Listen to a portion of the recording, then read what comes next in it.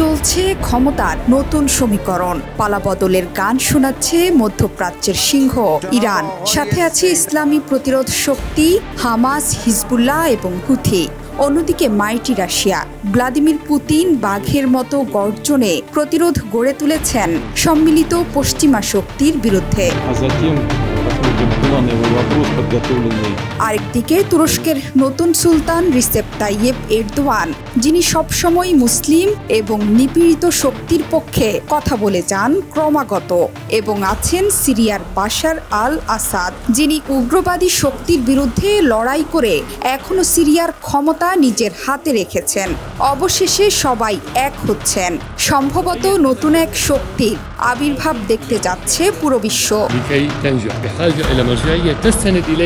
এক টেবিলে বসছে রাশিয়া, ইরান, তুরস্ক এবং সিরিয়া। আঙ্কারা এবং দামেস্কের সম্পর্ক মেরামতের প্রচেষ্টার অংশ হিসেবে সম্মেলনের পরিকল্পনা করছে দেশগুলো। এই সম্মেলনে কী ধরনের সিদ্ধান্ত আসবে তা এখনো জানা না গেলেও রাশিয়া, ইরান, তুরস্ক এবং সিরিয়া যেখানে এক হচ্ছে তা বোঝাই যাচ্ছে যুক্তরাষ্ট্র সহ পশ্চিমা শক্তির বিপক্ষেই কঠিন পদক্ষেপ নিতে যাচ্ছে এই চারটি শক্তি। সামরিক দিক থেকেও সহযোগিতা জোরদার করতে যাচ্ছে দেশ চারটি। রুশ পররাষ্ট্রমন্ত্রী সের্গেই লাভরভ জানিয়েছেন, তুরস্ক এবং দামেস্কের মধ্যে সম্পর্ক ঠিকঠাক করতে এই সম্মেলনের পরিকল্পনা করা হয়েছে। রুশ গণমাধ্যম আরটিকে দেয়া সাক্ষাৎকারে লাভরভ বলেন, আমরা আরেকটি বৈঠকের প্রস্তুতির দিকে এগিয়ে যাচ্ছি, যা অদূর ভবিষ্যতে হবে। দামেস্ক এবং আঙ্কারা আমাদের অংশীদারদের সম্পর্ক স্বাভাবিক করতে আগ্রহী বলেও জানান লাভরভ।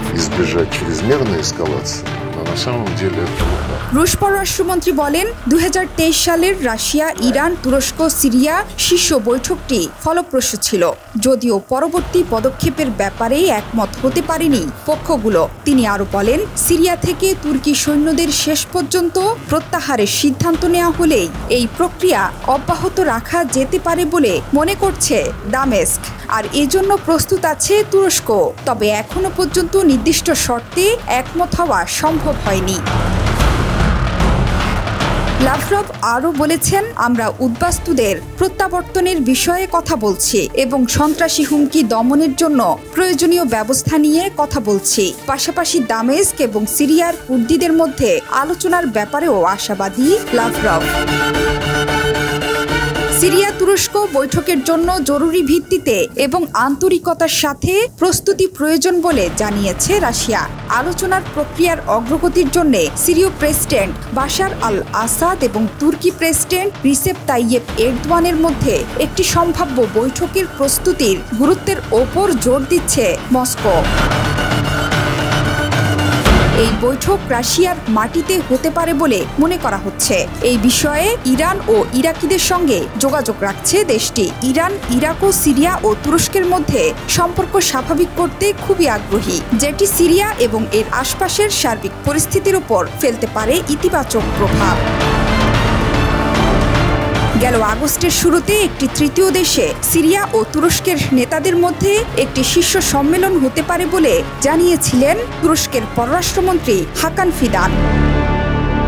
জোহরা চৌধুরী সেতু, ৭১।